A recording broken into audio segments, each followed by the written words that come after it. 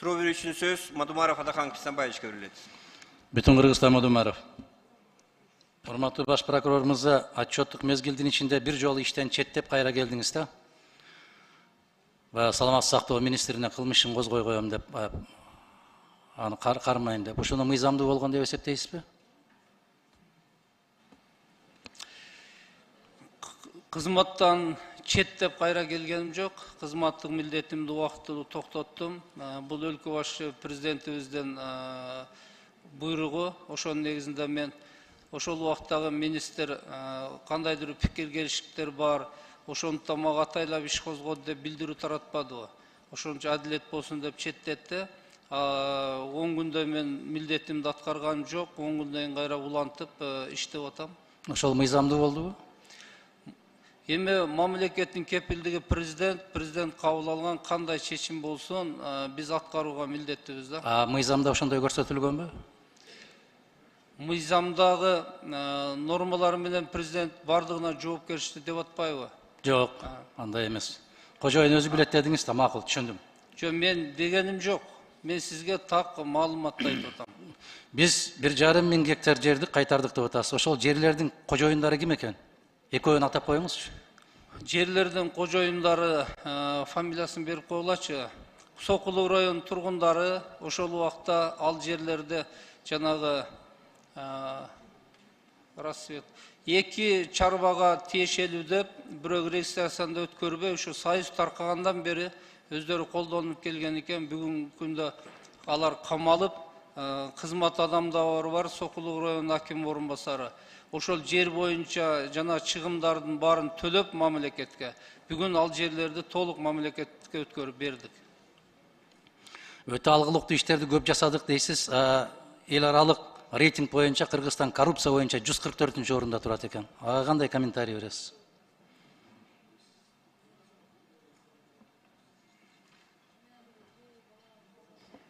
Эл аралык рейтинг боюнча өзүңүз билесиз, Адахан Кимсанбаевич.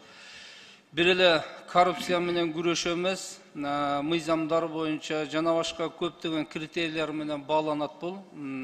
Ошол баанын негизинде 27 балл коюлган быйыл Кыргызстанга. Бул 185 мамлекеттин ичинен 140-орун дейлеген. 144. Көрсөткүч былтыркыдай эле 140-орун, 44 эмес. Жал микрорайонунда курулуп аткан Алам сервис компаниясынын үйлөрү боюнча чоң иликтөө болуп атат, чоң резонанс болуп атат. Аларга кандай мамиле жасайсыз? Бул комплекстүү каралышы керек. Экология маселеси ошондой, коопсуздук маселеси ошондой. Кудай сактасын, жер титиресе эмне болот? Мына Бишкекти карасаңыз, жанакы чыйырчыктардын уясындай эле болуп кетип баратат. Адахан Кимсанбаевич, мына Жал Кичи районундагы Тыналиева көчөсүндөгү көп кабаттуу бул Аламстрой боюнча айтып атасыз да? Ооба.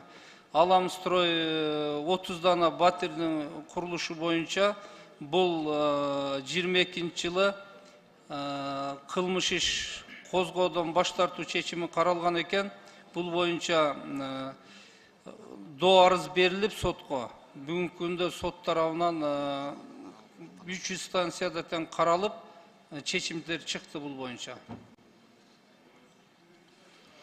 Бюджетти толтурууга чоң салым кошуп атабыз дедиңиз. Бюджетти толтуруу прокуратуранын милдети эмес да? Бюджетти толтурууга салым кошуп атабыз деп мен докладымда бир да жер айтканым жок. Коррупция менен күрөшүп, аныкталган мыйзам бузуучулуктарды, ушерптерди өндүрүп атабыз дедим. Өндүрүү биздин милдет. Эгер кылмыш боюнча аныктап алсак, туура айтасыз, биз бюджетти толтуруучу орган эмеспиз. Анан мына тергөө иштерин карап көрсөңүз, жалпы тергөө иштеринде 108 миң кылмыш иши ачылып, ошодун 34 миңи тергөөсү аяктаптыр. Бул 30 гана пайызын түзөткөн. 10 гана пайызы сотко жиберилиптир. 10 гана пайызы. 24.515 өндүрүштөн кыскартылыптыр. Дээрлик 50.880 кылмыш өндүрүштөн убактылуу токтотулуптур. Убактылуу токтотту деген сөздү аябай мода кылып алдыңар да булар. Илип коесуңар дагы отур дейсиңер. Адахан Кимсанбаевич, сиз статистиканы туура айттыңыз. Бул мен 108.103 кылмышты өндүрүшүндөгүн айттым. Бул иштин арасында 10 жылдык кылмыш иштер да бар. Өзүңүз билесиз, мурунку кодекс боюнча кылмышпы, билдирүүбү катталды болду, анын мөөнөтү жок болчу. Миңдеген иштер жаткан. Былтыр биз мөөнөт кирип, кылмыш менен укук бузууларды бөлгөндөн кийин ошондон калган иштер. Албетте ар кандай жагдайлар бар экен, чындыгында тергөөсү бүтпөй атат, айрыкча Ички иштер министрлигинде, себеби ал жерде кылмыштын категориясы аябай көп, бул иштер бүтпөй атат. Ал эми сиз айткандай, эгер укук органынын кызыкчылыгы болсо, 1 иш, 5 ишке мүмкүн. Балким кыянаттык кылып бүтүрбөй аткандыр, а бул жерде миңдеген иштер баягы кылмышкер аныкталбаган, же болбосо жоопко тартылуучу адам жок, экспертизасы чыга элек, ушундай катталып калган, бүгүн чечим кабыл ала албайт, жабырлануучу жок. Ушундай толгон токой маселелер бар да, ошондуктан бүгүнкү өндүрүштө иштердин саны ушунчалык көп, сотко кеткен аз болуп калган себеби ушунда. Менимчеси башкада. Мына УКМКнын өндүрүшүндө жалпысынан 5540 иш болсо, ошонун 559 гана сотко жиберилген. Бул деген 10% деген сөз. 90% өндүрүштөн кыскартылып, 3217-си өндүрүштөн убактылуу токтотуп гана койгон. Айтып атпаймынбы, силер ушул байлап, тушап койгонду мода кылып алдыңар да азыр. Иш козгоонун кажети жок, бирок козгоп туруп тушап, кыймылдабай отур деген эрежеге өтүп алдыңар да. Ошол эреже менен иштеп аткан кылмыш болсо айтсаңыз, мен текшерип жооп берем. Мен айтпайм силерге, силер айтып атасыңар. 3217-си өндүрүштөн токтолуп турат деп. Адахан Кимсанбай, статистика боюнча отчетто айтканга мен милдеттүүмүн да. Отчетто айтып атам, анын себебин да сизге айтып атам. Эмне себептен ушунча токтоп турат? Жагдай толтура да. Азыр улуттук коопсуздук кызматы менен Ички иштер министрлигинин тиешелүү кызматкерлер отурат, түшүндүрмө берип койсоңор. Алардын түшүндүрмөсүнүн кереги жок. Алардын түшүндүрмөсү бирөө гана, профилактика, элди коркутмай, үркүтмөй. Жооп бербей ууп койбойсуз. Жообу белгилүү. Андан кийин мен кошумчалайын. Жообу белгилүү, кереги жок. Аларга сый урмат да жок, аларга мына караңызчы, 1014 киши иштейт экен прокуратурада. Анын 331-ине өзүңүз жаза колдонупсуз. Демек, ар бир 3-чү прокуроруңуз мыйзамды билбейт деген сөз да, туурабы? Ар бир 3-чү прокурор мыйзамды билбейт эмес, ар бир 3-чү прокурор өз милдетин так аткарбай койгон. Ал кандай? Мына өзүңүздөр билесиздер, жакында эле Сузак, Кочкор сыяктуу иштер белгилүү болуп кайра басылды.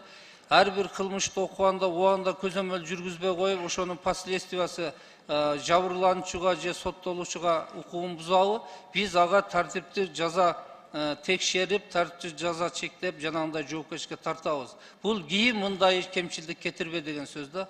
Ошондуктан мен статистика боюнча баарын ачык айтып атабыз. Ички тазалануу.